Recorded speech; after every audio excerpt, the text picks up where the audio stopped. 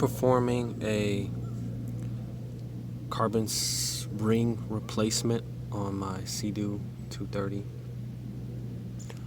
SP. It's a 2012 model. I'm in the middle of the process. I thought this was a good time to show people with boats or skis.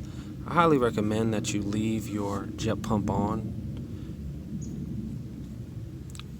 Remove the carbon seal or the C-clip that's on the shaft so that you can free the shaft up, and then remove your jet pump, because you need the jet pump to keep the shaft pushed into the engine so that when you pull back on the steel ring that your carbon ring butts up to, the shaft doesn't push out or push back too much. It won't push out because if the C-clip is in there, it won't come out, but you need it as far forward as possible. So I think I'm going to start the video here. Obviously I made a few recordings, but I'm going to start the video here just saying don't take off the jet pump first. You want to go in there, remove your supercharger to gain access, clear access to the seal. It's not necessary to remove the supercharger, but I do it because I feel like I need the room, and sometimes things seize up, and so when you're trying to dangle over, in my case on this boat, dangle over the engine bay and things are seized up or not as loose as they should be, it just adds another level of complexity that I don't want to deal with. So going back to my point, I highly recommend that you leave your jet pump on first and take off the C-clip that keeps the shaft locked in place, and that of course is going to be in your engine bay area. Once you remove the C-clip, the shaft is free to go. Now you will, in some cases, have, as you're trying to pull the shaft out, sometimes it'll come right out. Sometimes you actually have to yank on it a few times. Obviously, if you have the C-clip out, there's nothing else that should be holding it, so you will have to yank on it. Mine, I had to yank on it several times. Went in there, rewatched some videos, and looked at my repair book just to make sure there was nothing else, and then I just really had to be quite forceful with it to get it to free up. I'm not sure if it was a rust spot on the shaft that was blocking the stainless steel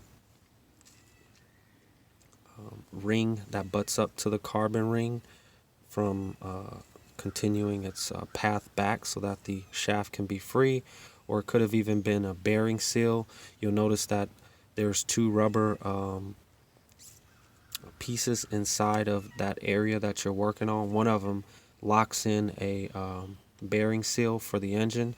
The other one is what your carbon ring is attached to. What you see here is I put marine grease on the drive shaft and I slid it back into the boat. Jet skis don't have this drive shaft guide, but the boats I think do. This boat does, so I don't have to have a prop to hold the drive shaft up when I'm working on the carbon seal or anything with the process. I'm going to go ahead and go back into the boat. As I stated before, I remove my supercharger. You can watch a supercharger video. It's 3 bolts and a few hoses that you have to remove, a few hose clamps that you have to remove to expose this area. And what it does is it gives me enough room to operate.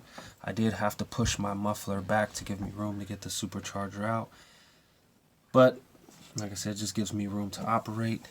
The rubber that I was telling you about, this one here, this one houses your bearing seal. You can see the splines on the drive shaft here that go into the engine. That bearing seal keeps everything oil in the engine sealed against that shaft properly. And then what I'm going to do here next is I can show you. This is my old weir ring. You can see the grooves on the inside of it. It's terrible. There's quite a few grooves in there. And I can see, you can actually look here and you can see where my thumb is at the bottom, how thick it is, and at the top where my finger is, you can see how thin that wall is. So this wall here is much thicker than this, and that also leads to the seal leaking. And then you can see the grooves on the surface of the carbon seal once again. So I have grooves inside, I have uneven wearing, and then I also have grooves on the outside. Here you can see lots of chipping. This is probably caused by sucking something up in your pump, and you get that really bad vibration. So it's very important that you don't suck up anything, that you can help. In my case, these were self-inflicted. I didn't have to go, pull into certain areas and suck up BS. Or when I know there's been a lot of rain or a flood, stay out the water for an extended amount of time to let all that debris just wash away. I think I picked up a lot of debris at the dock when I was trying to load the boat. I had an issue there with a lot of debris buildup. So what I'm going to do is just get rid of that, clean my hands of that grease. I put on new gloves as well. It's okay to have some water on your, on your components, but you do not want to have any oil or grease on the carbon seal. It's not necessary for the carbon ring and the steel ring to coexist. So what you see here is the steel ring that butts up to your carbon ring. I did put a little grease or oil on the O-rings that go inside of here. When you buy the kit, the O-rings go inside of the steel ring that the drive shaft slides through. I always oil anything rubber. It's just a habit. However, you don't want oil on the surface of this steel ring or on your carbon seal. I have to pardon the dumb dog barking. So I have the bellow with the carbon seal or carbon ring attached to the boat. Now I'm ready to slide the drive shaft through so that I can get the steel ring on there, because the steel ring sort of floats. That's why it's called a floating seal.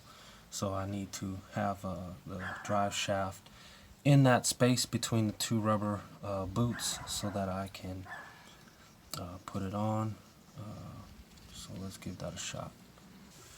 So I got a little lucky. The steel ring was able to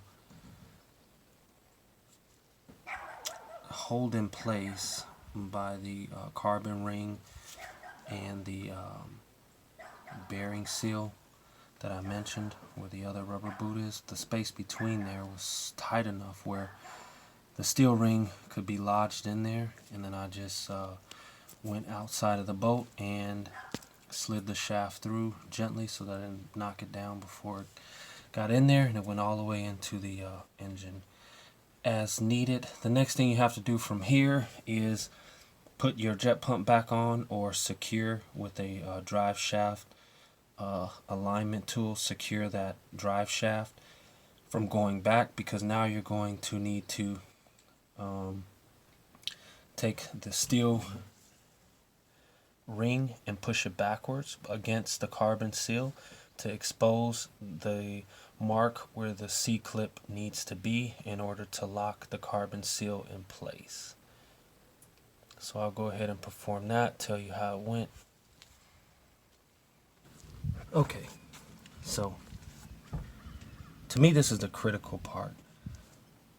First thing, you want to make sure that the drive shaft is in the engine, all the way in the engine.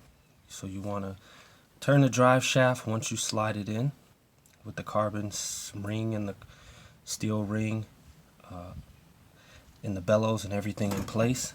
Turn that shaft, make sure it doesn't turn. It shouldn't. The engine's off, the shaft, once the splines are locked into the engine, shouldn't turn.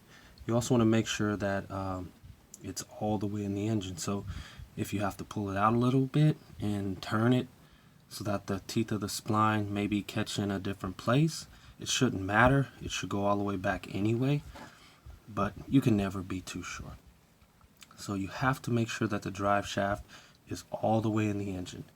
Then you go ahead and put your jet pump or your drive shaft alignment tool, or whatever it is to hold the drive shaft up you have. But you also need to make sure that the drive shaft doesn't slide back.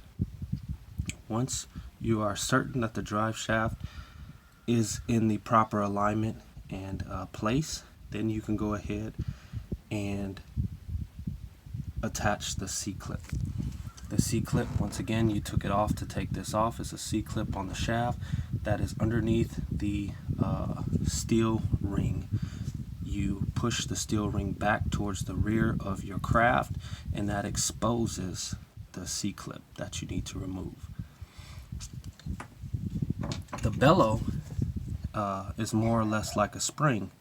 It's compressed, and it does push against, with the carbon seal attached of course, against the steel ring quite hard. What I used was this door tool, and I jammed it against the steel hose clamp and pushed the bellow, depressed the bellow all the way in, and then I wiggled the steel ring until it was able to slide back, exposing the seat for the C-clamp on the shaft that it locks into. So once again, the C-clamp is pressed against the shaft to lock in, and the steel ring covers it up, and then the bellows are what pushes the carbon seal against the steel ring. The C-clip keeps the shaft from going back out of the boat or ski or craft, along with of course the jet pump.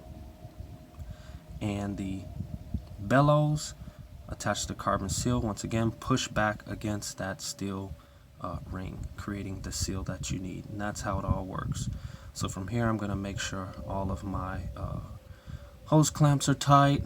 Go ahead and put my supercharger back on. Once again, make sure anything you took off, you use the appropriate torque and the appropriate thread sealers that are needed and necessary. And that is the tips that I have that I felt were missing from the videos. Don't be afraid to take the supercharger out to get the room you need, although it's definitely not needed if everything is just peachy. In my opinion, pushing the bellow back was the hardest part.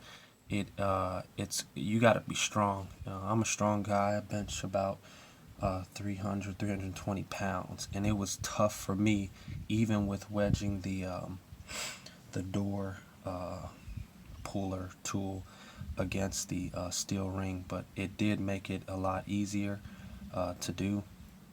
And if I think anyone's going to have a challenge, that's where it's going to be at, is pushing those bellows back. Once you push the bellows back, the key is on that steel ring, you have to wiggle it a little bit to get it to slide back against the carbon seal, because you've pushed the carbon seal back when you push the bellow back. You'll expose the channel on the shaft to drop the C-clip in there, and you should be good to go.